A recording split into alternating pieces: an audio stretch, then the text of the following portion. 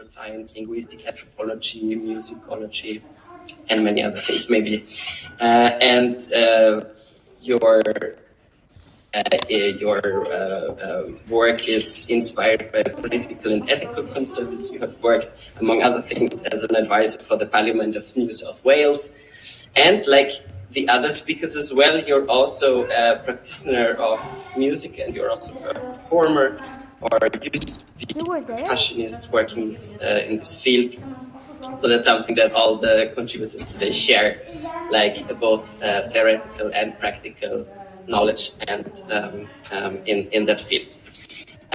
Caroline Gatt is the second speaker. She is a senior postdoctoral researcher at the Institute of Cultural Anthropology and European Ethnology at the University of Graz, and she is as well both an anthropologist and a performer as well. Her interest stretches from collaborative anthropology, laboratory theater, design anthropology as well, environmentalism, ontological politics, and ethical self-formation, maybe something we will hear today about.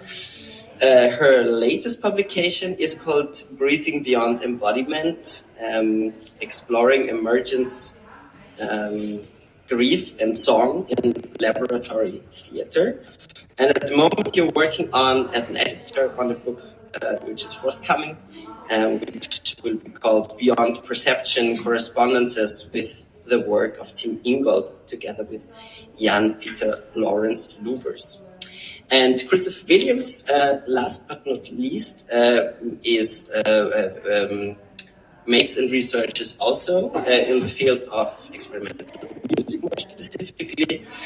You're a senior scientist at the University of Music and Performing Arts in Graz, so 3 universities united here.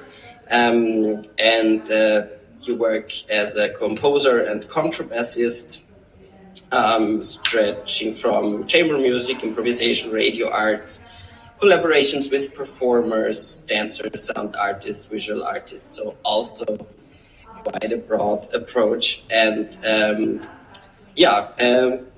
this is the speakers we have today talking. I am very glad to hear something about the project, like an introduction to the project Music, Improvisation and Ethics, which still continues till 2025, which was funded by Austrian Science Fund. And I'm really looking forward to hear something about it, specifically at Forum Stadtberg, as also here, music improvisation is something that happens almost every week. So really great interest and great pleasure to have you here. Thank you. Thank you. You introduced me first, but actually Chris is our first speaker and coordinator. It's true, yes. So, thank you all for coming. Thanks for the introduction. I don't have to address all of the nuts and bolts.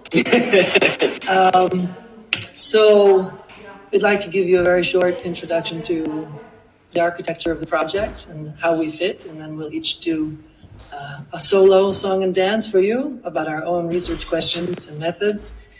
And from my perspective, if there's any short questions in between, feel free to ask them. We might be presenting some ideas or some words that don't quite make sense, and it's good to sort that out before we get too far into it. So, as Robin said, I'm the coordinator of the project. I'm coming from music, but the project is not about music per se. You might have seen that the name of the project is musical, in brackets, improvisation and ethics. And the brackets are important because we're not only looking at ethics within the practice of music, but we're thinking about the improvisational qualities of ethics, ethical practices, ethical processes, in many different practices. Yeah? So across human life, let's call it idealistically, and non-human life, as Carolyn will talk about. And music is a case study. So we want to know what's happening within practice that changes, that transforms in dialogue with other people, with environment, with tools. This is roughly what we mean by improvisation. And the way that we're doing this is working with 3 musical ensembles, live and in person. And these are called labs, musical ethics labs. And there's 7 of these over the course of the whole project.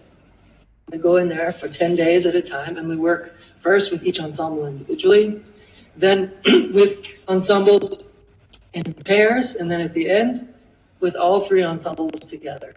And this is what we're really going to be talking about today, is what happens in these labs, what they're for, what we do with the musicians, what kind of feedback we get.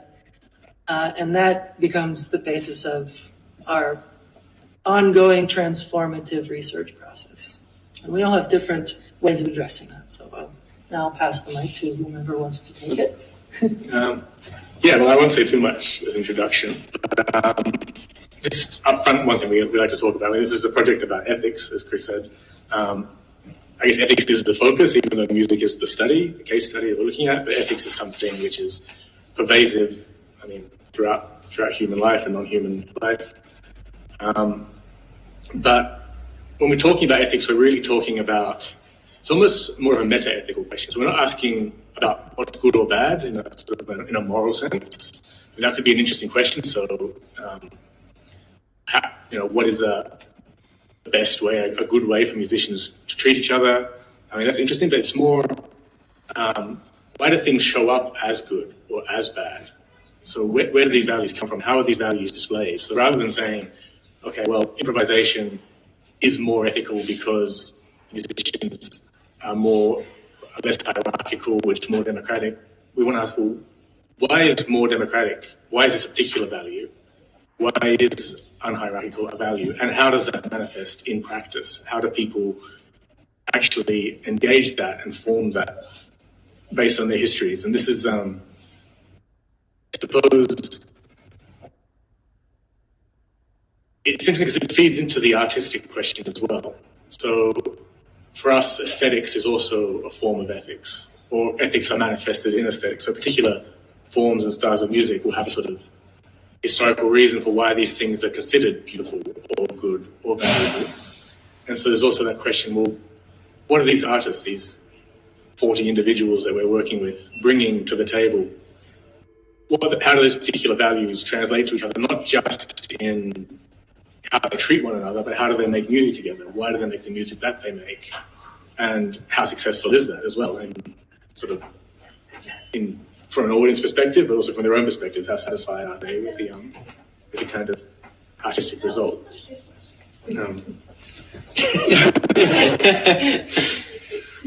I will be back in a second.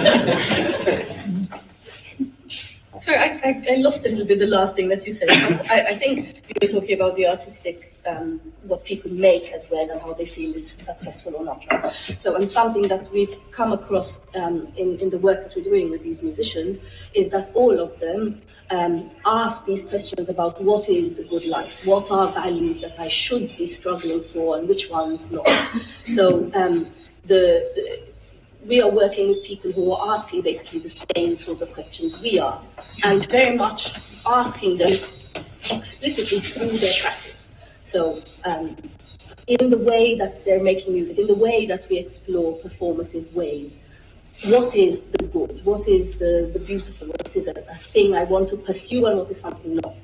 So in a way, something that's really important for the project is that we're not doing a study of musicians, but as much as possible I'm working towards doing a study with, right, a collaborative exploration about how can we be asking these questions jointly. And something that's really important in this is that the way of searching of the musicians we're working with, but also in our own artistic research processes and in our own performative craft that we bring with us, that way of knowing, the different performative ways of knowing, have tended to be placed within a hierarchy of knowledges. And universities, in the history of the creation of the university and the idea of academic knowledge, there is this creation of a hierarchization of knowledge, where you have at the top, the pinnacle is Western academic scientific knowledge. And this has been used not only to justify epistemic colonialism, which in certain cases is extremely violent, where you create forms of saying, this type of knowledge is the reason why it's okay for us to oppress and subjugate and cancel out other forms of knowledge, right? So the university and the methods that we bring with us through the disciplines that we work in participate in sometimes perpetuating that hierarchy. So we're saying, okay, if we are interested in exploring these questions of practice and method, and where is the ethics in those practices, then we also are, or at least I am very much asking, okay, how can we work to either question this hierarchy of ways of knowing or even dismantle? Yeah? Okay. So that was the intro, and now we'll move on to the solos. I will begin by talking a bit about the musical nitty-gritty. I play a dual role in this project as a researcher and as a musician. And indeed, a lot of the original inspiration for this project came out of very practical questions that I experienced as a composer and bass player, thinking about problems that seem somehow inherent to larger groups of improvising musicians. Historically, this is not a format that has interested me a lot because of these problems. And so I wanted to really go deeper into what these problems might be and how they function, because it was the blind spot in a way for me as an artist.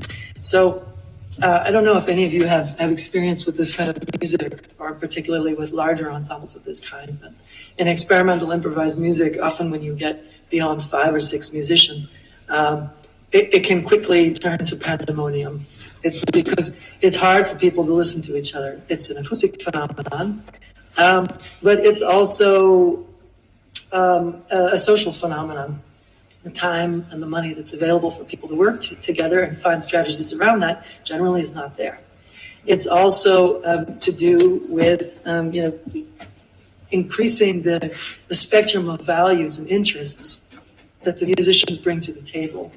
Unlike, let's say, the archetypal symphonic orchestra, people don't come together under a hierarchical umbrella to play works by individuals. They come together to make music together, and that means that all of the stuff they bring with them, their habits, their backgrounds, their values, these all come into play. That really becomes the basis for making music together. So I thought, well, this is not just a musical problem, this is an ethical problem in a way. How does this work, and what can we learn from this in other domains of human life? So my role is basically to get in there at the practical level and figure out how to make this problematic visible and how to work with it pragmatically.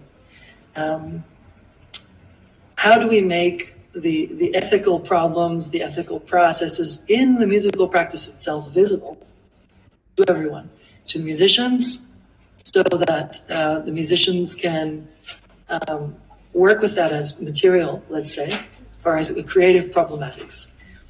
How can we talk about it, the researchers with the musicians, in order to get their take on what's happening? And how can we document this and look at it from a distance later on? Analyze the conversations that take place, the music that takes place. Do they correspond to each other? Do they collide? And we use this during the labs and over the course of the whole project in order to feed back. So the research and music are going on at the same time. They're bound up with each other in this big process. I have a background as a composer, as I said, but in this project I don't really conceive of myself as a capital C composer, in the sense that I'm giving people stuff to do and I want them to realize it as best they can. Rather, I'm offering them what we call interventions. We work on together as a group. We prepare them. And this is kind of an umbrella term for concepts, simple scores, and exercises which are meant to, again, make these ethical phenomena visible. I'm going to talk a little bit about the interventions in a minute. But I'd also like to say that I'm playing with them. This is an important part of what I'm doing. Not standing outside and saying, try this, but I'm actually going through the process with them as a bass player. And there's a few different objectives of this, which I feel I should explain now, because often there's some confusion about, well, you're the researcher. Why are you doing this with them? And the reasons are three. One is it helps me get a different perspective on what's going on musically. If I'm in the middle of the ensemble, I notice different stuff than if I'm on the outside. If you're a musician, I'm sure you've had this phenomenon. You're an oboist, right? So what does music sound like when you're in the middle of the woodwind section versus how does it sound when you're in row 10? It's a completely different phenomenon. And so particularly in the research process, we need to look at it from different perspectives. Yeah. So that applies to us as a group, what the philosopher sees, what the anthropologist sees, what I see, but also different perspectives within my musical universe. Yeah. So another reason is that I want to offer my own biases in a transparent way to the musicians. I have aesthetic values. I have musical priorities. And there's no two ways about it. As a researcher, when I design this project, those values are always going to influence what's going on.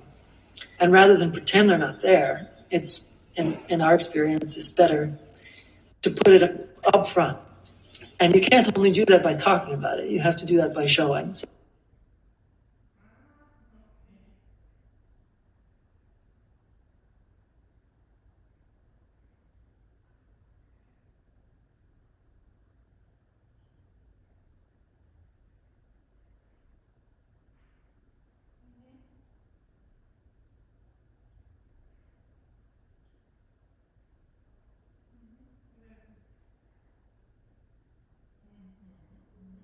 You are currently the only person in this conference.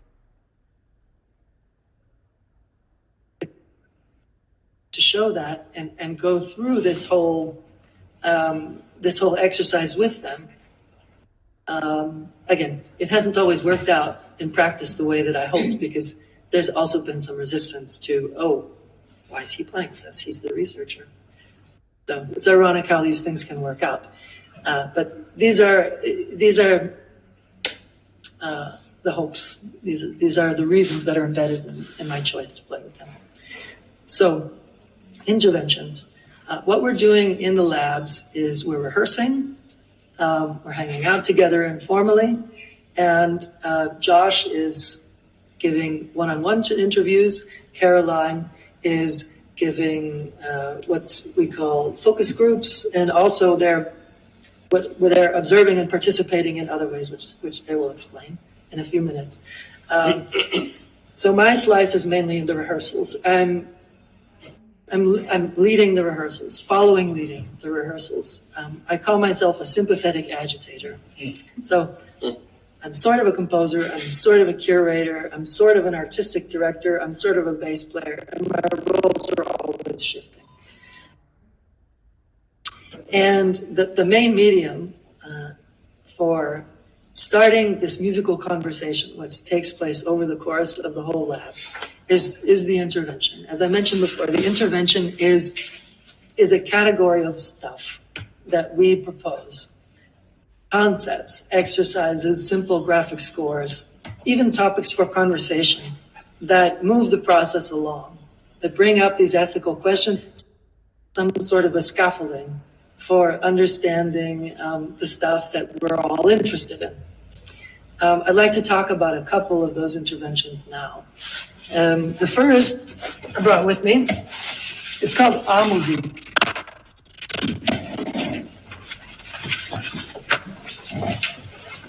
So we start with a handful of paper families. Everybody takes a family.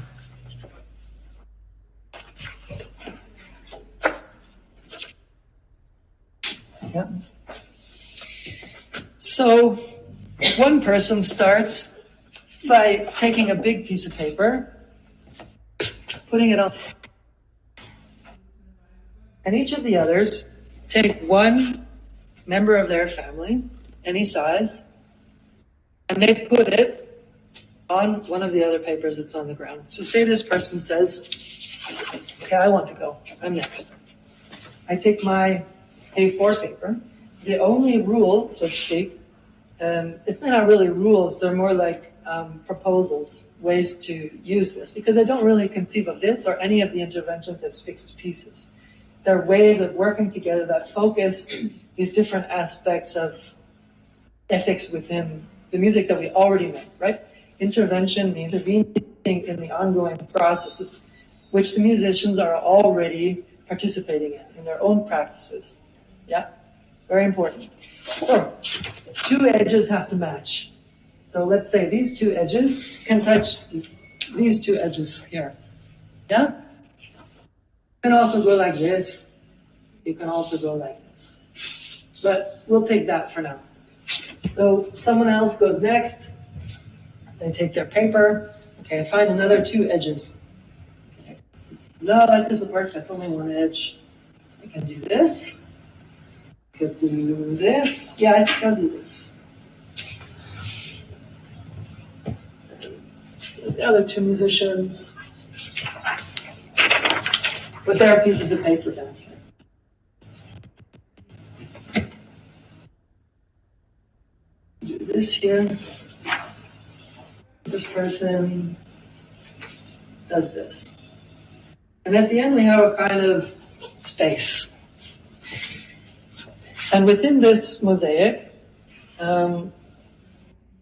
what kinds of musical relations are suggested? Yeah. Some pieces of papers are larger than others.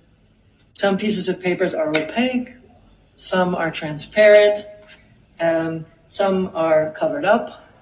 Some are on top. What does this suggest to us in musical terms? Well, perhaps the amount of surface area can suggest the amount of presence within the ensemble. Does this person play louder than the others? Does this person play more than the others? Does this person play when the others aren't playing? Also, the transparency. Maybe the transparent papers allow other people's material to come through. So there's automatically a kind of adaptation suggested in this particular paper family. Other people have regular textures, right? So maybe there's repetition or rhythm built into this gray paper. This is also a sort of transparency, but it's not a regular transparency like this one. It's an irregular transparency. So perhaps this person lets the other people's material from underneath come through at some point. Now, what I've just said are some possibilities for reading this mosaic out of time. But you can also read it in time, so you can read it more like a text or a conventional score left to right, where we start here, and this person plays first, and then this person comes in, and then this person comes in, and then this person comes in, but that person stops. So there's 1,000 other ways to inform the musical relationships when you're improvising with other people. Now, when we put this together, not everyone has the same interest in using these kinds of tools. Some people get really into it and they say, oh wow, this is really great. We can work out proportions and we can kind of compose a piece together. And other people say, we don't need this. Why don't we just play together? This is stupid. I have no relationship to, looking at something while I'm playing. And so it's not only the relationships that are embedded in this thing here, in this constellation of visual information, but it's also the conversations that take place when you're trying to do something with it, right? There's a second order aspect to these interventions, which is very important. I'm thinking about how the musicians deal with this, how they deal with me as someone who's proposed it, and this is what I mean by the relation that takes place. So it sets these issues in motion somehow that we're able to play with and we're able to discuss with words later on. I want to show you an example of what we did with this in Norway. By the way, I'm sorry that I didn't name the ensembles that we're working with before. That's the Trondheim Jazz Orchestra, based in Norway, the Splitter Orchestra, based in Berlin, and the Klingt Collective, based in Wien. We're now going to look at the first Ausschnitt that shows the Trondheimers putting this together.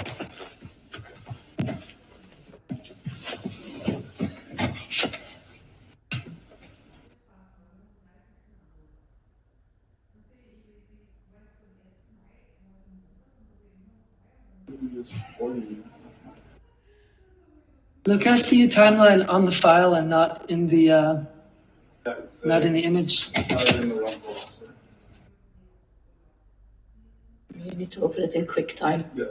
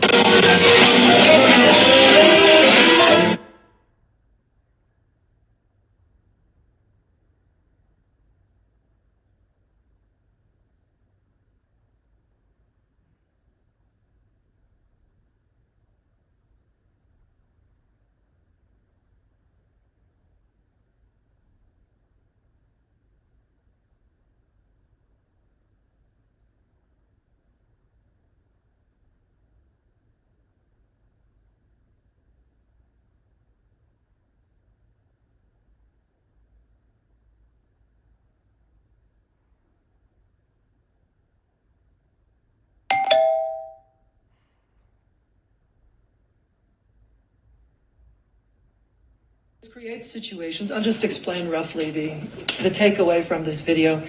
So they put it together without exactly what the music results are going to be.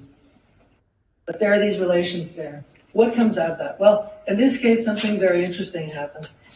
I'll recreate it for you. So the saxophone player put down a big piece of orange paper. The drummer put down a big transparency on top.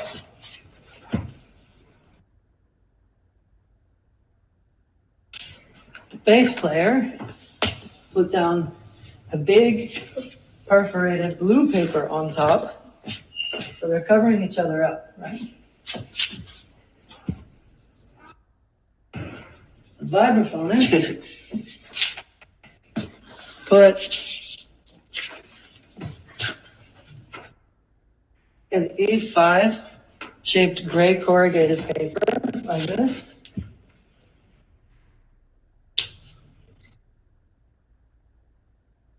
And pianist / keyboardist put one of these wavy green papers like this. So what came out of that was a very unusual relationship between the bass player, the drummer, and the saxophone. So these people have, they're not only jazz musicians, they play different kinds of music, but most of them have a jazz background. And so this suggestion of that comes to mind when you've got a saxophone player, a drummer, and a bass player is in a way very conventional, right? There's a number of jazz trios, particularly kind of in free jazz, the Ornette-Coleman trio, which have this formation where the saxophonist is on top, like the band leader in front, the bass player is plugging along, boom, boom, boom, boom, boom, and the drummer is doing his thing, right? It's energetic, it's rhythmic, and so forth. But what happens when the saxophone player is on the bottom? It's an odd dynamic, right? Bass player is on top. There's an acoustical paradox which is built into this thing because it's much harder for the bass player to play on top than it is for the saxophone player. And the drummer's in between. So you have the situation where the saxophonist is she's like playing these kind of, these squawks, like kind of very low dynamic. Player is really on top the whole time. and the drummer is kind of navigating between them, right? So the bass player is letting the others through regularly from time to time. The saxophonist is hidden, and the drummer is transparent. It's a very odd situation, and it sort of cuts the habits of the musicians. They're playing their own music, right? It's their own idiom, and they're choosing the notes and the rhythms and so forth. But they're filtering it through this intervention in such a way that it doesn't force them, but it allows them a different perspective on what they're doing, which brings out these ethical phenomena like, well, why should I be playing on top because that's what I'm always doing? Should I be using the resources of my instrument to the max? What do we do with this? So this is one example of an intervention that we do. Now, all of the interventions are not, I'll just be very quick. They're not all like this. They're not all material, but some of them are discursive. And one is called resources. And resources is basically a 10-minute presentation that every musician has the opportunity to do. So a resource is anything that you have in your musical environment that helps you to make music and that you can share. So it can be a technique, it can be an instrument, it can be a story, it can be even a score of your own or by somebody else that you feel close to.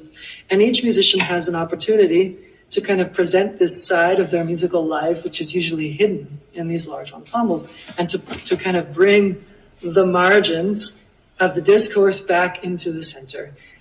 There's not necessarily a use for this intervention in performance, but it shapes the performance in kind of unpredictable resources just show up spontaneously. Like in the Splitter video, we didn't play the Splitter video, did we? Let's play it. We were going to play you a bit of music at the beginning, but I completely forgot.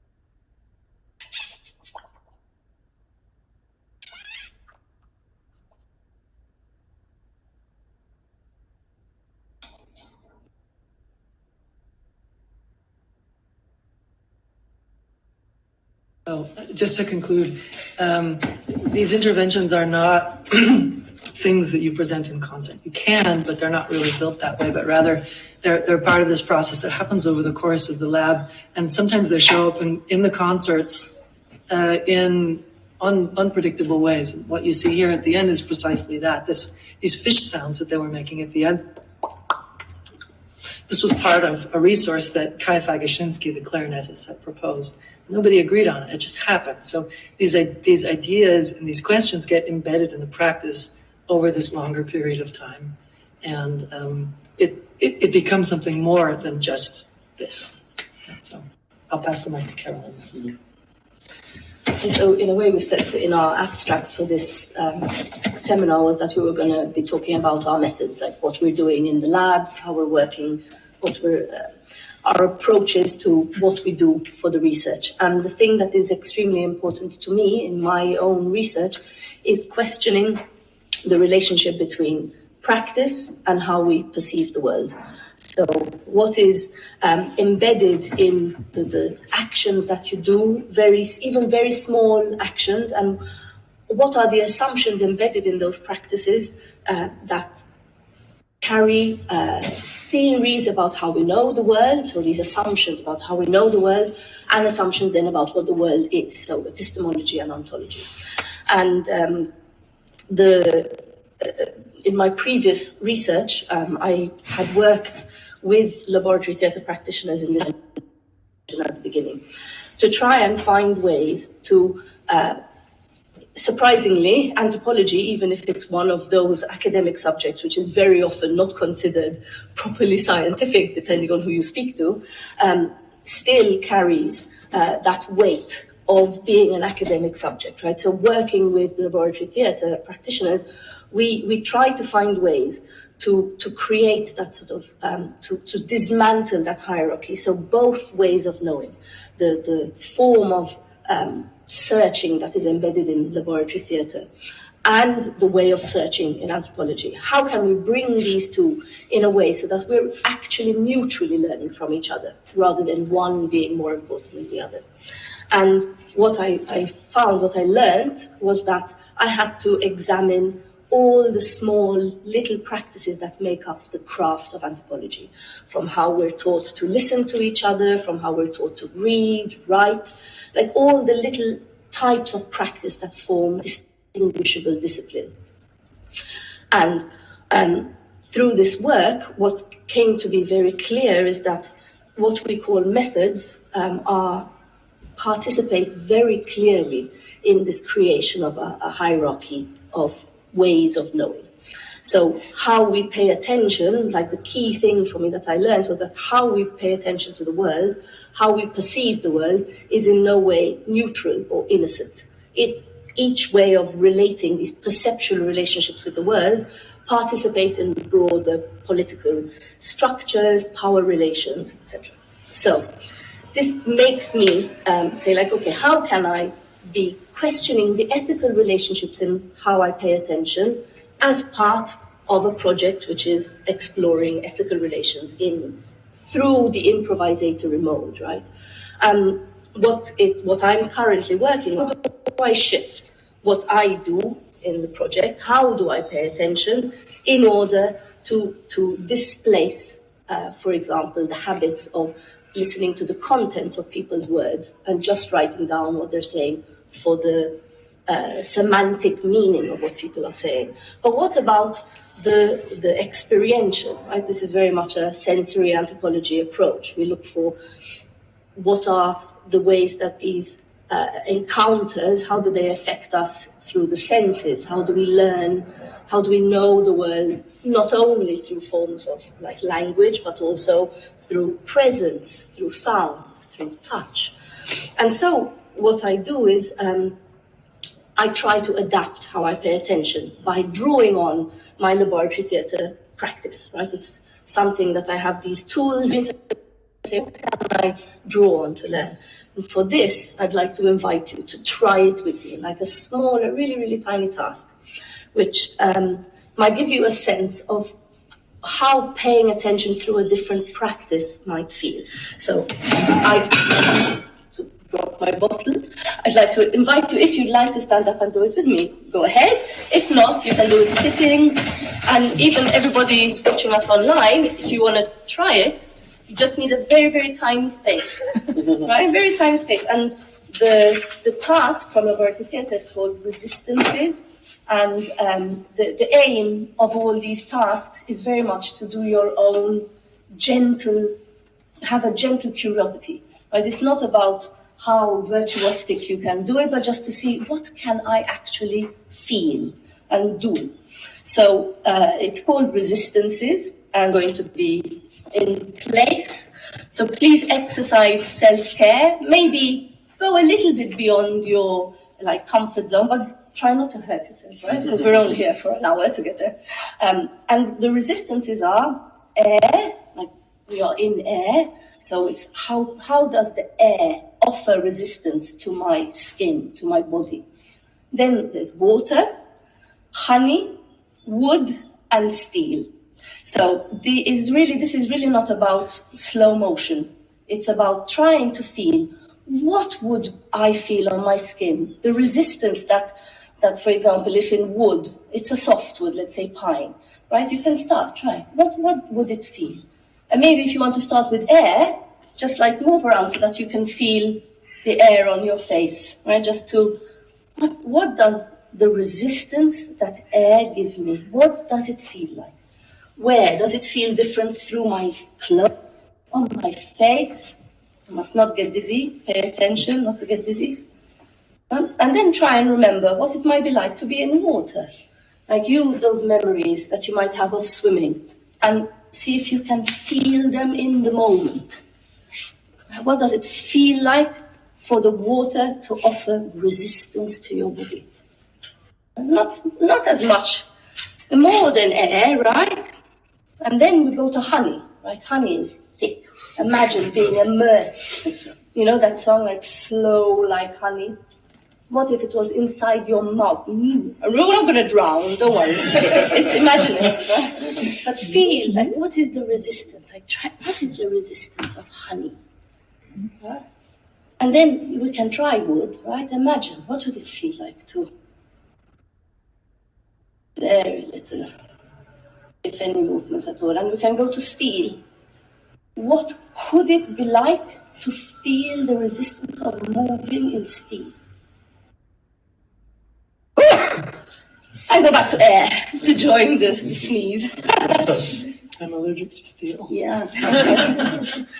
So just to wrap up, maybe take a fraction of a moment to pay attention to what you feel, any memories, any associations that came up. And just take a moment.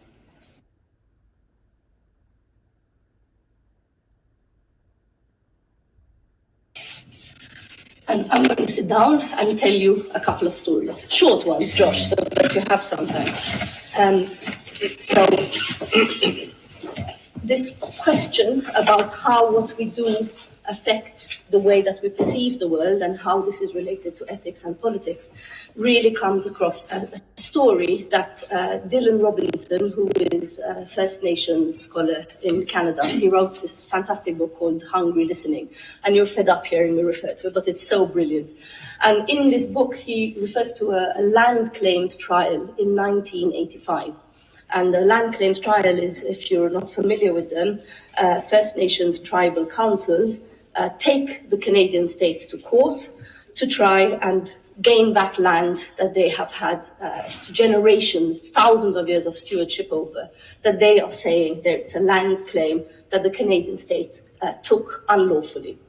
And in this 1985 court case, the lawyers who were presenting the case on behalf of the tradition of the tribal council asked one of the elders to sing a limux, which is a type of song which has very specific functions for First Nations people. The function of this song is law. It embodies a form of law, it embodies history, and it embodies sovereignty, a claim to the stewardship of this land.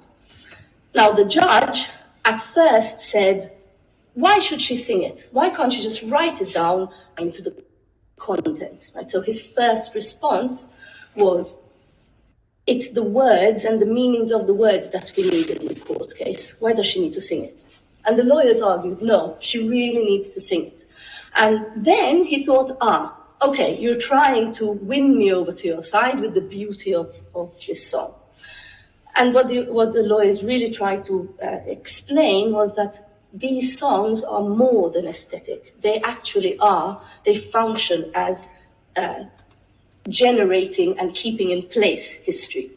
So, for example, one of the other people who was in the court case, a First Nations person who had engaged in all the different practices such as potlatch, right, where different communities visit others across the parts of Canada where they move and live.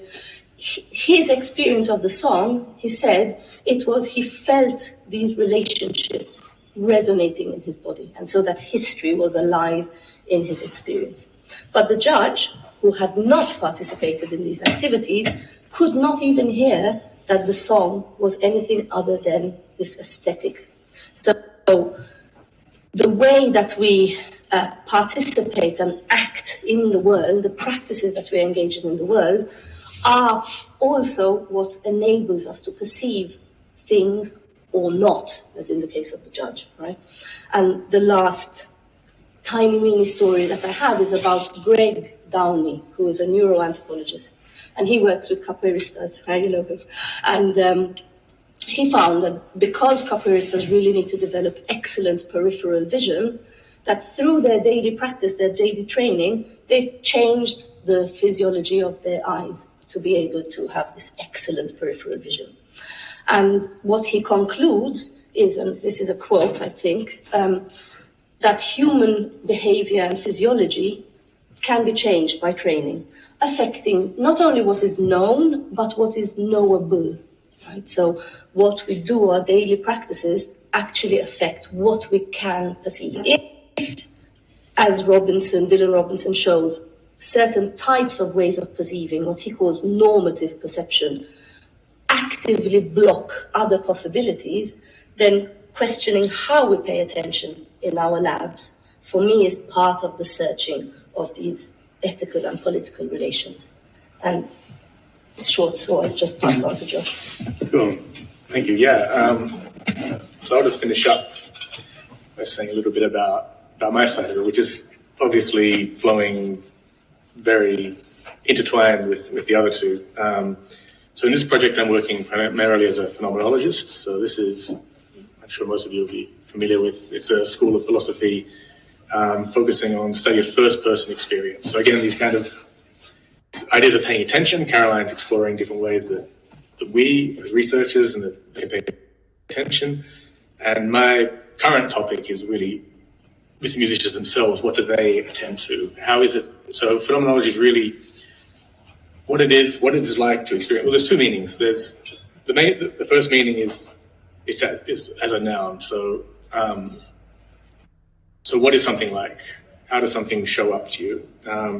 So the real subject matter of this is the experience of the agent or the perceiver themselves. And so it leaves aside any kind of questions of truth or falsity or whatever. It's just, so a hallucination is an experience. And we're not asking kind of questions of where does that hallucination come from. These are interesting questions, but this is not what the phenomenology is about. It's just, okay, what is that experience? How is it like for the person who's having it in that moment? And of course, this is how I was saying, every experience we have is going to be loaded with meaning. So things come up, they're already interpreted for us, or we interpret them as part of the milieu that we grow up through. So Karen has mentioned this example of the song. It's going to mean something very different for someone who's grown up in Western settler culture, gone to law school, blah, blah, blah, to someone who's grown up in a village, going from potlatch to potlatch. They're going to experience the same, objective sound waves through the air. They're going to experience them in very different ways. But this also goes on, not just in these sort of major cultural things, but very sort of, one might say, minor phenomena, but no less interesting, I think. For example, in music, since we're talking about music, like the 4/4 time signature. For most of us growing up in this culture, especially if you like pop music, like I do, 4/4 is going to have a meaning. Even if you hate pop music, 4/4 is going to have a meaning. The music makes sense in a way. The sense it might make to you might be this is crappy, it's cheesy, but that's a sense, it's a kind of sense. Remember, we're not talking about good, bad morality here or judgment. It's like, what kind of sense do we make of these things? And this goes to, these things are as well not personal, these are things we inherit through our culture. I was reading just yesterday, for weird reasons, not related to the project, but I found the first reviews of Beethoven's Third, like when it was first premiered in Vienna. Everybody knows this piece, it's such a forceful piece of music, and the reviews were very mixed. There's a lot of kind of meh, a lot of like, this is, this doesn't make sense, this is, uninteresting. People loved it too, some people went really wild.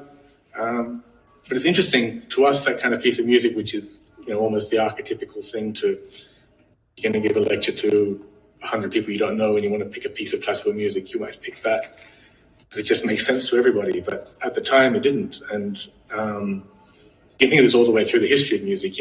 Debussy is now kind of considered fairly tame and nice, and at the time it was very discordant. It didn't, rebellious. It didn't make sense. So it's interesting in a way that the phenomena that we experience directly come filtered through, our own histories and the people that we're around, that we're with, the things that we've heard in the past. Something else we could talk about maybe in the discussion, but have this kind of theory that something gets cemented when you're around 15 and that kind of music just becomes the music. But that's an aside. So this is what phenomenology explores, but the second meaning of phenomenology is as a methodology to explore this. And we do this by bracketing, or sort of leaving aside questions of objectivity. So it's kind of a suspension of judgment, taking the experience on its own terms. So again, to think about music like a sound, from an objective point of view, you might want to say, okay, in that splitter video that we watched, what was the most prominent sound? And you could do like this hierarchical version of knowledge. You might say, okay, well, let's just do a study.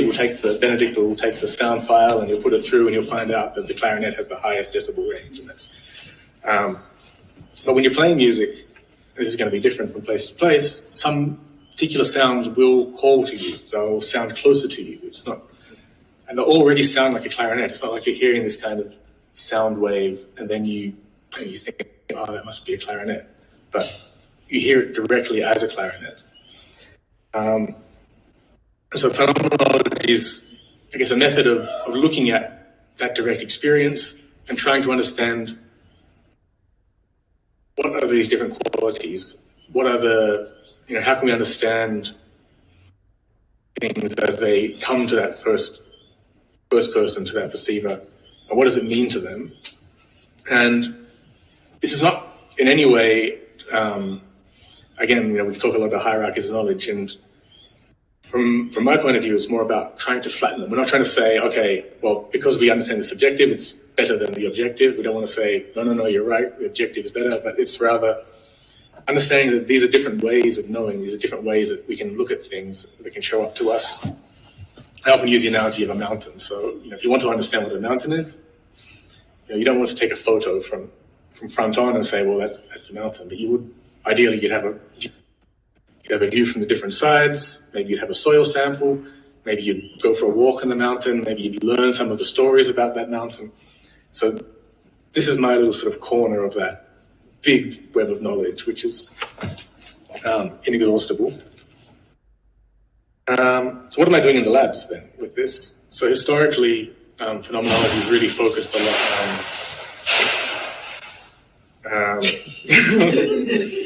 we've all experienced the phenomenon there. Historically, it's focused on, because subjectivity is so subjective, so hard to share. Most phenomenologists in the early days just started from their own experience. So you get a lot of writings about very everyday things of walking over to the table, picking up an orange, eating the orange, peeling the orange, these kind of things, which again is challenging that idea that the everyday is not worth exploring, actually. Our first experience of the world is through these things. The way that we understand these kind of bigger concepts comes through this being immersed in the everyday world of meanings. But of course, we share a lot of things. We're embodied in similar ways on a global level. So things, although our history will change how we interpret things, we do share a lot of things as well. And when it comes to understanding the music, so for the past, I want to say maybe 2 decades, maybe a little bit longer, phenomenologists have been doing qualitative interviews, so trying to work with other people to generate that knowledge together. So what I've been doing in this project has been sitting down with the musicians and really questioning them. And this has been really helpful working in this group in the detailed way that we do with musicians, because we can actually pick out particular elements of the, we're sitting with them all through these 10 days of rehearsal, 7 days of rehearsal and 2 concerts. So really picking out individual moments and trying to go with them. Okay, well, what is motivating you here? What are you hearing here? What stands out to you? What feels good? How do you do this? And doing this in depth and sort of again and again, it's a bit of a craft to interviewing people like this, because you have to kind of constantly steer them around, because it's not natural to really talk about these elements. I want to tell you about their, the albums that they made and things like this.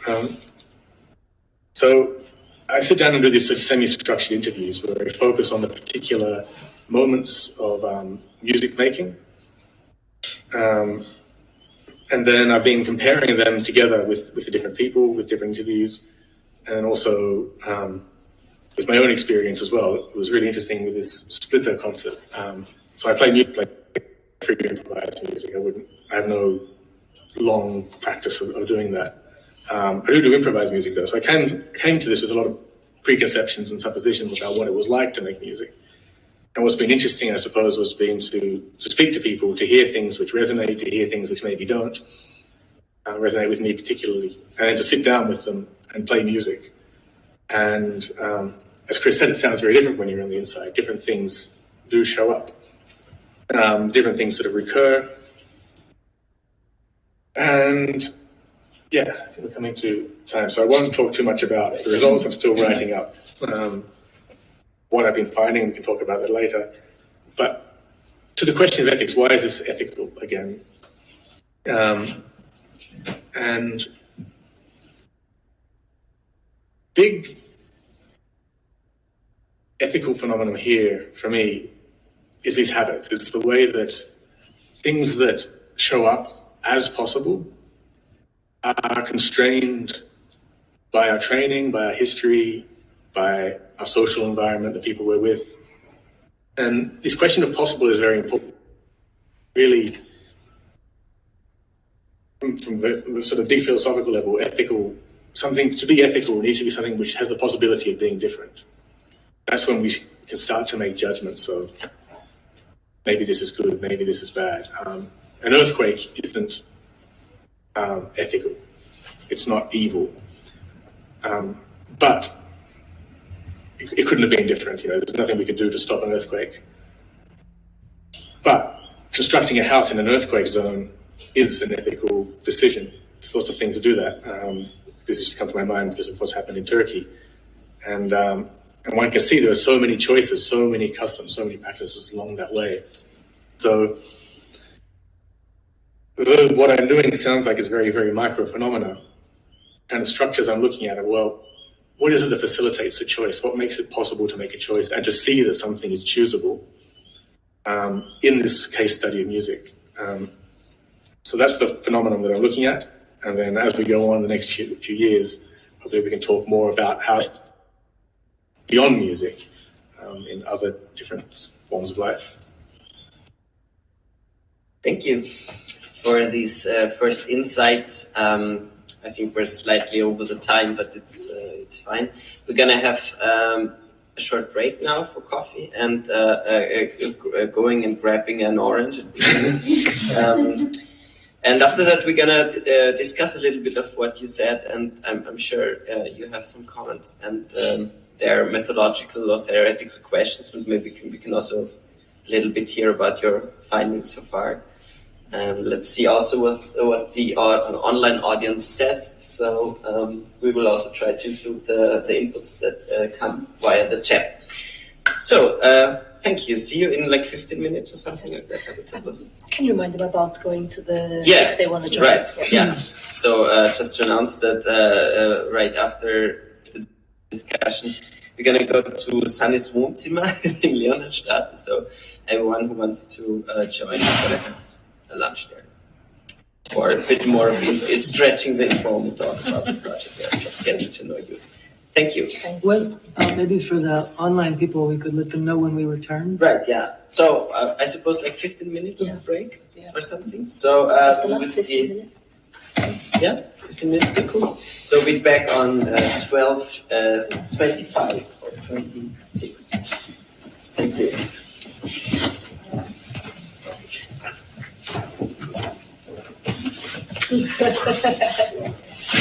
Oh, then we can some sandwiches.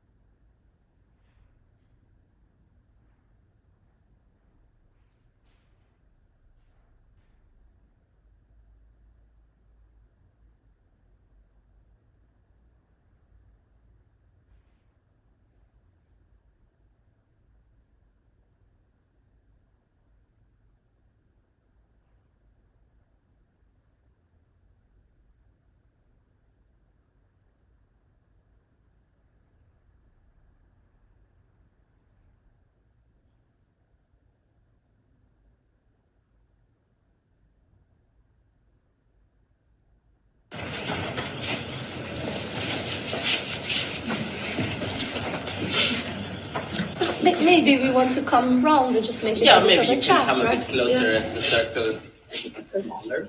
That would be great.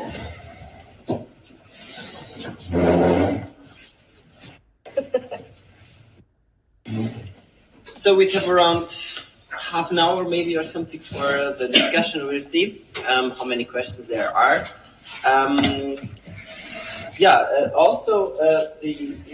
Is the online audience also already there? So maybe we can then have a look if there are questions from the online audience also. Maybe it would be good to see the chat as well, if that would be possible. There was one question already.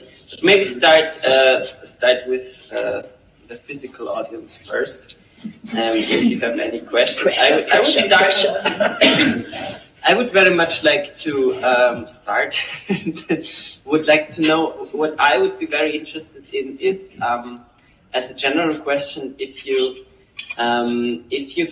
take this the mechanisms of improvisation and improvisation music as a research field of what you described. How did you exactly decide for those specific groups, and as they are really like they are professionals? Music improvisation is done on many different levels. How exactly like these big groups that you do? I'd be very interested in why exactly there, and why you think that you could observe these processes in those contexts as best and not in some others, like, I don't know, Grazer Info Club happening at Formstadt, or how did you decide on that? Shall I start? Okay, so there's a few criteria that apply to all the ensembles. One is they're all professionals, as you said. So why do we want to work with professionals? There's a practical dimension, which is we want them to stick around. So often, when you work with ad hoc groups or amateurs or students, which you also have improvising orchestras that are composed of these kind of people, it's difficult to get a commitment that they're going to work with us over 3 years. Yeah, because the students will move away. Maybe the amateurs have something else to do, and the ad hoc groups maybe don't find each other regularly to begin with. Now, we're also interested in the notion of expertise. What does it mean to be a good improviser, so to speak, not just in a technical sense, but sort of in an ethical sense, right? Because this is what we want to know from these people. We're not just looking at what they do, we want to learn from them. What is this thing that you're doing called improvising, and what are the skills, what are the kinds of attention that are embedded in this practice that we might be able to see in other domains, right? So these are some basic criteria. There's also, among the three groups, a lot of difference in terms of aesthetics, in terms of working culture, in terms of kind of inter-musician history. And that was very important to us when we invited them. So you have, in Trondheim, you have a group of 9 people. This is not actually a fixed band, in the sense that the Rolling Stones is a fixed band, but rather it's taken from a pool of musicians that come together to do specific projects. So you have a group of musicians that work with Chick Corea, a group of people that work with Kim Mir, and they all are slightly different, right? They're institutionalized, the Norwegians, right? So they have national funding, they have a manager, they have a lot of infrastructure, they even have a home venue. In Berlin, it's a 21-piece group ensemble, the Splitter Orchester, and this is a fixed group. And they're very proud of the fact that they are a band. They have this identity as a group. They also have their own working culture. They have a manager, and they have they put a lot of emphasis on procedure in the group, so making decisions democratically. And so because they're a 21-piece ensemble, they've elected a committee that helps make these processes easier. Who do we work with, when, what are the conditions? And we've been talking now to this committee as we plan the next labs, for example. They don't have any fixed funding, so there's a DIY ethic that's embedded in this group that you don't find in Norway as well. In Wien, it's totally different. The Klimt Collective, this is a group of musicians that have known each other and worked in smaller constellations for over 20 years, I think. But the group as such is new. They came together to work with us in this new constellation. And so they don't have this infrastructure, they don't have a manager, they don't have an Arbeitsgruppe like Splitter does. And they're coming from a scene which in Wien, which is historically very centered on classical music. And the kind of music that they do is really underground music. And so they're also coming out of a DIY ethic, but not in a situation like in Berlin, where the DIY ethic is in a way the dominant ethic, right? So they all have different backgrounds. Some people are conservatory trained, some people are self-taught, some people come from classical music, some people come from jazz, some people come from electronic music and DJ culture, some people are sound artists. So it's really all over the map. Thank you. Can I add something small to that? So this question about expertise, professional, amateur is actually, for example, one of the questions that Splitter are asking, like some of the musicians were actually mentioning in our conversations. No, but there are a number of musicians in Splitter who consider themselves to be amateur, even though there's a lot of their life is actually dedicated to the music. This question of what is amateur and professional is also questioned explicitly by the musicians themselves.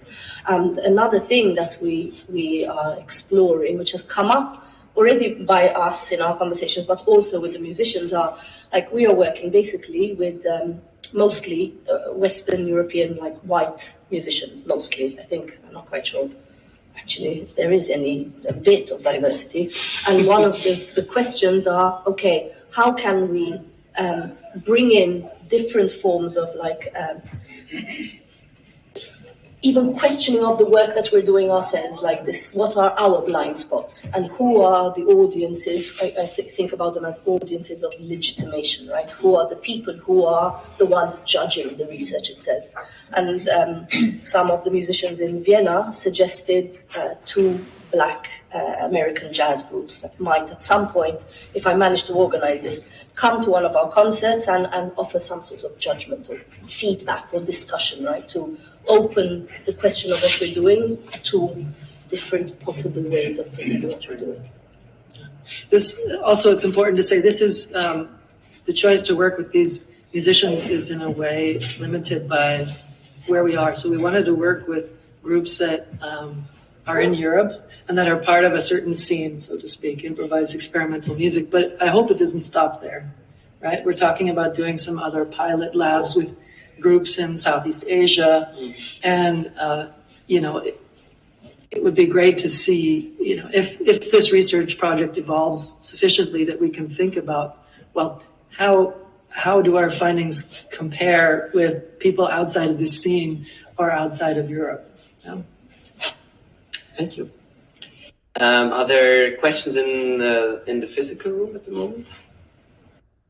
Maybe just because you talked about the audience. What role does the audience play in this project in general? So is it more focused on the musicians and the relations between the musicians? Or is the audience or other actors you mentioned when you talked about the manager? And so when you say actor, in kind of non-human actors, also they have... Sorry. Judith, could you maybe just repeat the question for the online audience? They hear it. Okay. So I think that's maybe. So they have a known venue, for example, you told us, or they have capital and the others do not have capital. So what role do all the other actors, human and non-human actors, play in your research? Yeah. Mm-hmm. So I'll start, but then if you want to jump in. So the sort of the place we're starting is very much from Chris's experience of working with the musicians, but also in his experience of organizing these sorts of events. There's always these tendrils of who are the other people we need to relate to, what makes the performative event. And in a way, there's one thing which is that when I'm trying to trace what's happening, what creates, because it's very important that we're having concerts at the end of these labs, right? So there's 7 days of working intimately with the musicians within different contexts, within different sites, which have their own dynamics and histories, but then also having 2 public concerts. And my interest is very much in paying attention to what does that performative event, like how does it create the music or the relations. There's 2 things. One is that we're starting to explore doing these interventions with audience members before, so that, for example, the audience members would also be invited in to these questioning processes, and then maybe see if that affects the way that the performance event happens or not, right? But the point is to be able to open up the question to the people who make the thing. And then it's about the places and the non-humans. First of all the musicians we work with are extremely attuned to paying attention to how the sounds and music they make relate to the room, the instrument, the people who are there.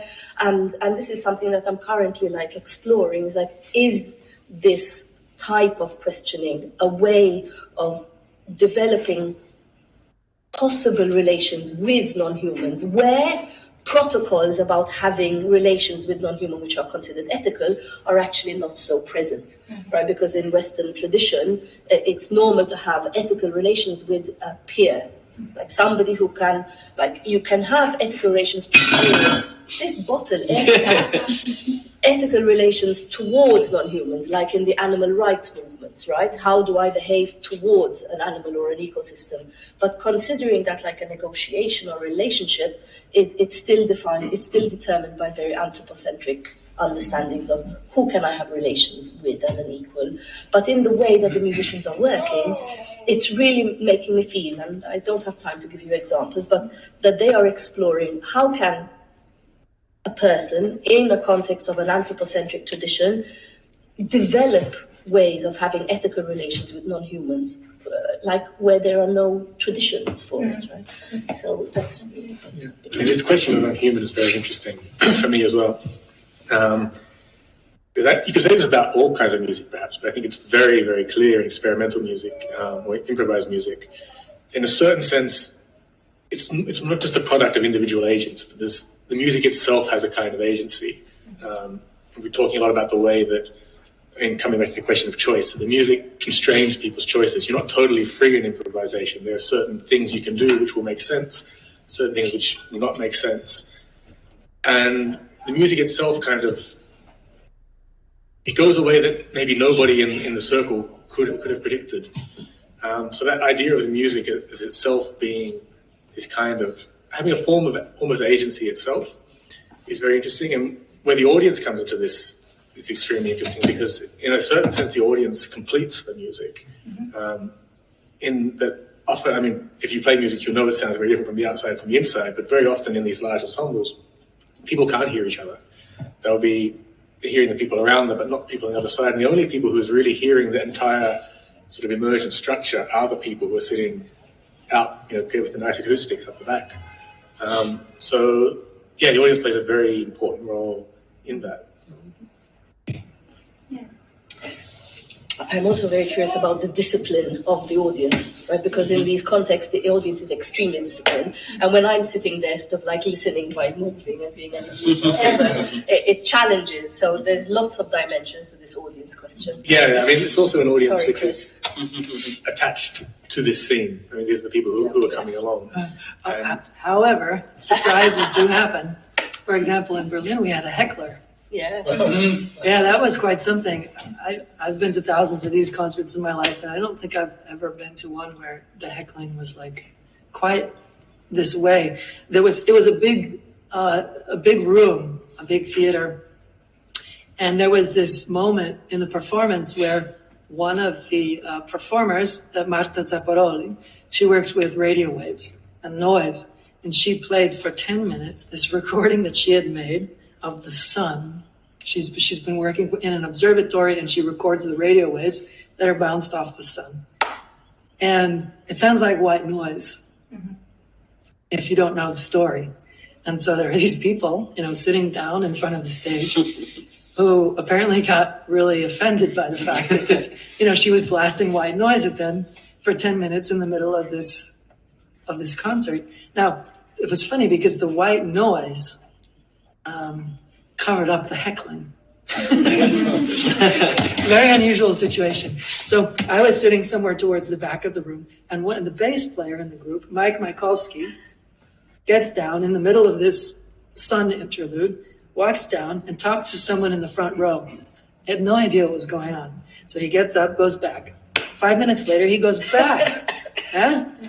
And to find out later on that these people were basically were hassling the musicians that were talking over it and making a fuss because they thought this was ridiculous and disrespectful to the audience. So even though this is a mini scene in the spectrum of musical audiences, you still have difference, and it comes up in interesting ways.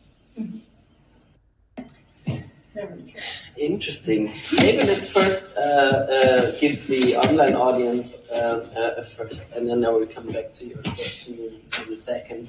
Could you maybe view this? Would that be possible? So, first question was a simple one. Will you share the videos, pieces, material, musical interviews? I'm super curious to see the material, to read it through my own practice and questions from the music and visual power structures in first-hand accounts. Will you share your research materials? Yes, everyone. That's great. Well, it's very heavily documented. Everything, all of these labs are sound and video recorded. Also, the concerts. I think the first bits and pieces will come through our publications, and then as the project goes on, more material will be involved. Maybe you can. The roundtables are already on the website. Just the roundtable discussions already. Maybe you can say the name of the person who asked the question if they're okay with it. E.A. Tremblay. Pierre Alexandre. Okay. Ask me. I'll send you something if you're interested. The direct contact would be probably very perfect. But there is a second. Does do Chris's games and triggers with the sample include the brackets, theoretically open but usually bossy brackets, conduction, sound painting, and more modern offerings along the lines of Moss Fried's PhD thesis, union/division? Who's asking that question? Same person. The answer is no. One of my biases, and I have them, is I'm not really interested in the conduction or sound painting techniques. I find that it sort of takes all of the bad stuff from symphonic conducting and none of the good stuff. That is to say, you have this hierarchy there, you have the centralized decision-making process somehow, but you don't have the more minute, the more subtle, nuanced kind of interpretive possibilities that you have in a symphonic orchestra. That's a very, very rough answer. And I know that there's more going on in sound painting, and there's a diversity of techniques under this big tent, But to me, it's very important to get out of that idea that we can solve the problems of the large improvising ensemble simply by copying or adapting models from other ensemble cultures. And that's why I'm interested in feeding these processes in a less directed and more unpredictable way from the inside. The person says, thank you for your transparency and sharing your biases. Does that mean he thinks I'm full of shit? Maybe you can also solve this in direct contact later. Yeah. then I would open up again here, but would you want to share your question as well? Yeah, perfect. That microphone. Okay. So I think I wanna ask this question as a musician then, because I am a classically trained oboe player, as you've already said. And so in classical music, as most of you probably know, the pieces you play, they have a beginning and an end. So, and my question is, and I don't know if you've already asked this yourselves or if you've come across this in the field work and the labs, as you call them, how this music come into being, but more interestingly, how does it come to an end? I mean, and I think there is an ethical question in this as well, like who decides when it's finally over? Because this piece that we were listening to, it was coming to an end in a way, but then it didn't. And I'm wondering, how does this happen, and when is the decision done that it's, that is really it, This is an explicit question that I've asked pretty much everybody that I've spoken to. Just in those terms, how do you know when to end it, or how do you end a piece? And it's usually the first answer is like, you just know. And you push them a bit deeper, and then you start to uncover these. Again, it's this familiarity with not just sort of, it's not really a genre, but with the scene, with sort of these social relationships, with the feeling of the music. They're sort of aware of lots of different things. Sometimes they're very explicit. Some people play with stopwatches. They say, we're going to play for 20 minutes. And they see 20 minutes come. Some people stop on the dot. Some people will, okay, it's 20 minutes, time to like find an end. There's that sort of sense of, but, so there's no sort of one good answer, but there's definitely this sense that it isn't really decided by anyone. It's like, again, talking this sense of the emergent music, this kind of way that you can feel like the music is ending. There's this kind of common sense, and then this interesting sense of finding a way to let it end. It doesn't always work. Sometimes everyone like sort of ends, and then someone keeps going with something, and then they're like, oh shit, no. You might be the person who's started to stop the ending. And you're like, oh no, now I'm playing, and you realize that everyone else wanted to end, but now you're still playing. You can't just stop on it like that. So you got to kind of find it. And other people might help you, or they might just let you sit there and sweat. But yeah, I think the most interesting answer of the many is that sense that people are guided by something else, which is sort of happening. It's kind of that sense that between them, the music wants to be this way. Yeah. That's good. Interesting question. Always interesting to observe this taking place, like the finding of the end. I'm great, very interested in that. Do you have more questions here, or yeah?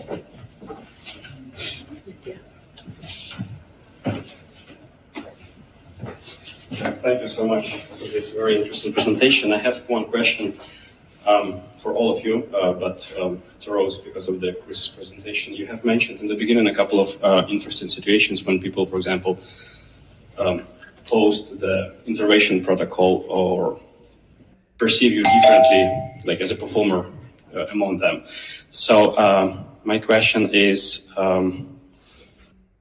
because in my opinion, we deal here with, well, let's put it frankly, with different forms of humane aggression. And of course, if we gather a few people in a room and ask them to collaborate, of course, there will be always some who are submissive, some will try to establish like more or less even relationship with others, and some will try to shape the room in some way upon their desire. So do you think it might be an important aspect in your research, like from ethical positions? Have you experienced some situations like this? And do you think there might be situations like within the ensemble way when, let's say, what is beneficial for aesthetics might be actually not really like kind of questionable from ethical positions, like for example, an oppressive but brilliant conductor. Like, yeah. So thank you for your input. Yeah, that's front and center all the time, this question, actually. How shall I answer it? I'll maybe start from the end of the question. I think that most musicians in this music or other kinds of music their strongest ethical commitment is to the work. Yeah? Is to say, at the end of the day, they want the music to sound good, especially when they're sharing it with other people. Now, for some people, they're willing to make, let's call them ethical sacrifices in order to make that happen. That is to say, maybe I want to work with this great conductor and he's a total asshole and I resent the way he works, but he's a great conductor and he pulls this music out of me that no one else can. Yeah? And I think that's okay, personally, in my own artistic life. My commitment is also to the work. Yeah? Now, the problem is that these, the expectations around what good work is change a lot from musical culture to musical culture. And even within, one scene, which is experimental improvised music, you have these three different groups we're working with that have completely different expectations of what that is. And completely different ways of getting what they want. And for me, it's been sometimes very hard. And I'm trying to think about, well, in some cases, how do we go forward at all with some of these musicians? Because I feel like some people, it seems like they actively resent this whole situation, and I wonder why they joined the project. Thankfully, they're the minority, but they're still there. And so now I'm asking myself, well, okay, I have this ethical commitment to the work, and people seem to have this commitment, but we have different ideas of what we want at the end of the day and different ideas about where it is we get there. So I'm still working it out. That's, I guess, the ultimate but maybe dissatisfying answer to the question. Yeah, no, it's an interesting question on many levels. I mean, one part of the question is, what is art for? And in that, so several musicians have talked about the sense, exactly what you said, that they will permit themselves to do things in art which they wouldn't do in real life. And art is a kind of a space where one can do that. So two people have phrased it very differently, actually. So one artist said, in this I can be very rude. I would never be this rude in real life, but when I'm playing the music, this is a space where I can do that. I can be violent to the other musicians because it creates this aesthetic effect. It's bigger than the other people, but this is not how I would act, but it's a place to sort of experiment and work those things out.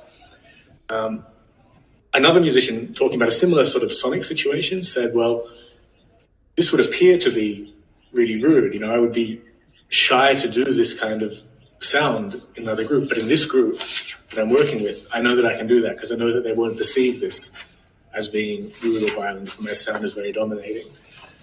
And to me, both of these situations, they phrase it very differently, but they speak to that sense of art being that kind of, Gatt calls it the play space, the Spielraum, where, we can kind of, here we kind of work out what our values are, how do these things work? And there's a sort of a sense, if you push that further, where people are putting the work above themselves, the art, at the end of the day, this is the kind of thing that we're working for, and this is more valuable to us than these individual things because we can learn more about our values through that. But then another way to look at your question with the great conductor, this is everyone's talking about it because of Tar, probably. But rather than, again, this is that when we talk about ethics, it's not good or bad. Someone could say, okay, well, that conductor is acting very unethically because they're so hard and mean to work with and all of these things. And he's saying, no, under a certain conception of the good, this is not acceptable behavior. But let's look at this culture through which these conductors come through. What are the ethical values for that? To the point where this, doing good work is considered a more valuable, ethically valuable, aesthetically valuable practice than being polite or fair or, letting people have days off and things like that. So there's another way to look at that as well. It's like these are all forms of life and they all bring their values, and every value will create questions against other values. And this is usually where ethical conflicts come from, when maybe one sort of value is prized above another one and these two things come into conflict. So it's something that is always comes back to what is important to me is that a lot of the musicians are asking these very questions. And in fact, for example, in all the focus groups that we've had, this question of where does the Spielraum start and where does life begin, right? It's always hazy, contested. The musicians in Trondheim were very much I do this sort of music which challenges audiences because I think it's an ethical way of living life, to get people to question rather than to simply accept, right? So this idea of what is your role as a musician in these ethical struggles are explicit. So, for example, Splitter, which has it's such a fascinating history where over the 12 years that they've been together as a very stable group, the way that they relate to each other on a completely personal and social level, I think it's fair to say it's almost as important as the music that they make from the sorts of conversations we've had. So the sense of how do we behave together and live life as a collective, making this sort of music is also an ethical comment on the rest of the world, right? It's a way of shaping things within society, how they believe this is an ethical way of within the group, but not only within the music, also within the way that they organize themselves. For example, one example that has really stuck with me is that, for example, if you have let's say a drummer, they have two drummers. One of them is not able to play for a number of years. They don't replace so that they always have the same instruments playing. That place is just waiting for when this person is able to join again.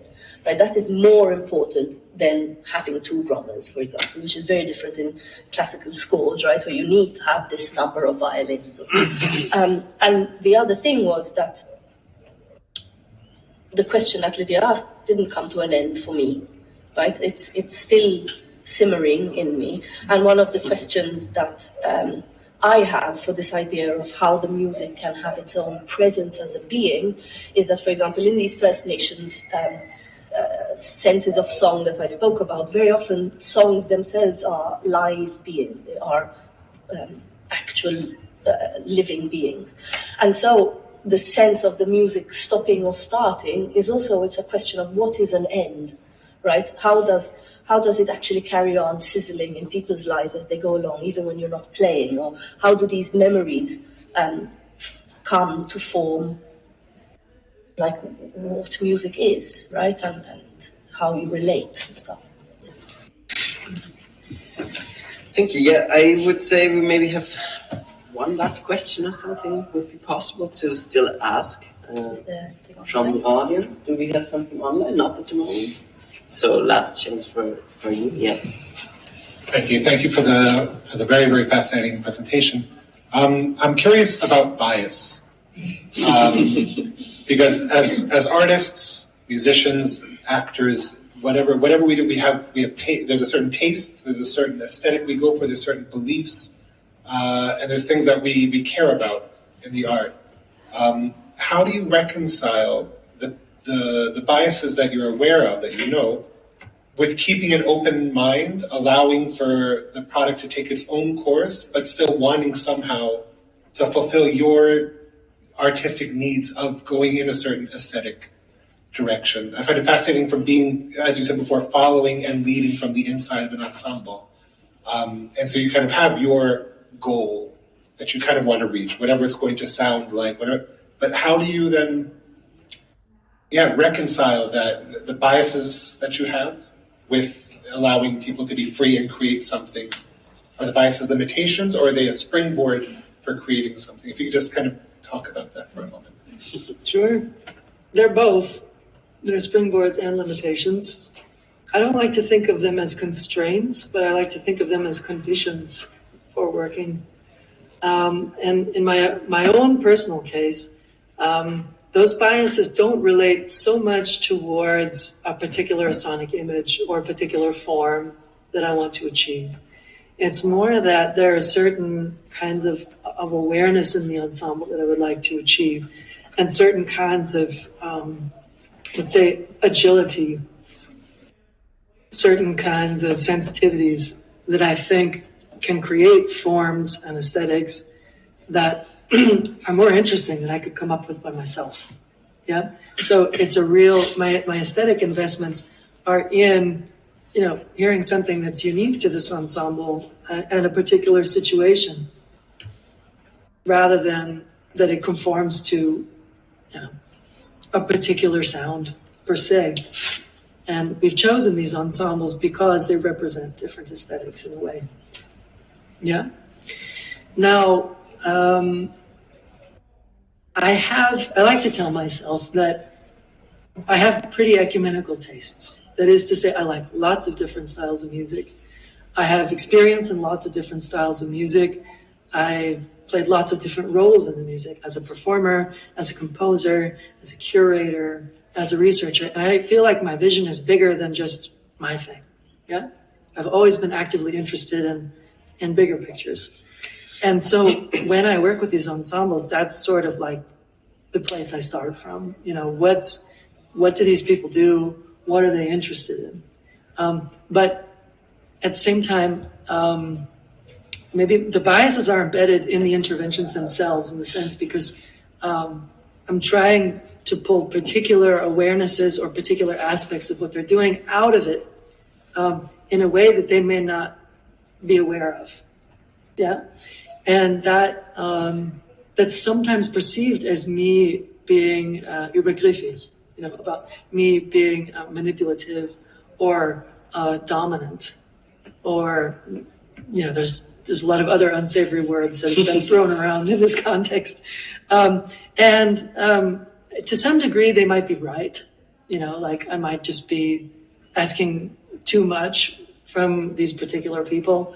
And on the other hand, it's an ongoing process for me to figure out how we can continue to actually grow musically, not only to provide material for the research, but actually to find ways of making music together that are satisfying for everybody.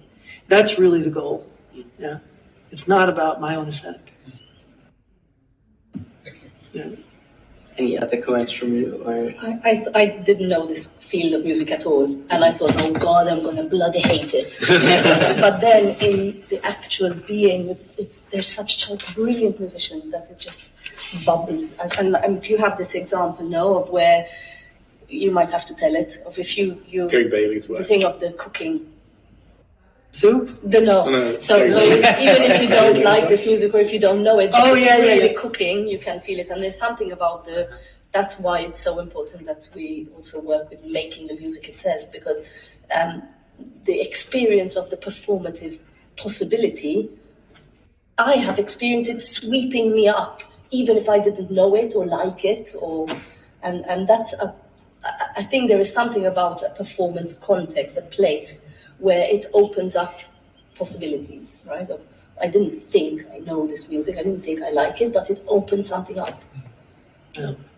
Yeah, that was, so Karen Brookman, who was one of the founders of Incus Records and the wife of Derek Bailey, famous English improvising guitarist, she told me, she was not a musician, but she would travel around with Derek and sell records and stuff. And she said, in this music, improvised music, what we call experimental improvised music, when it's really cooking, when it's really working, and you can't hear that as an audience member, regardless of your familiarity with this genre, if you can't hear that, you might as well be dead.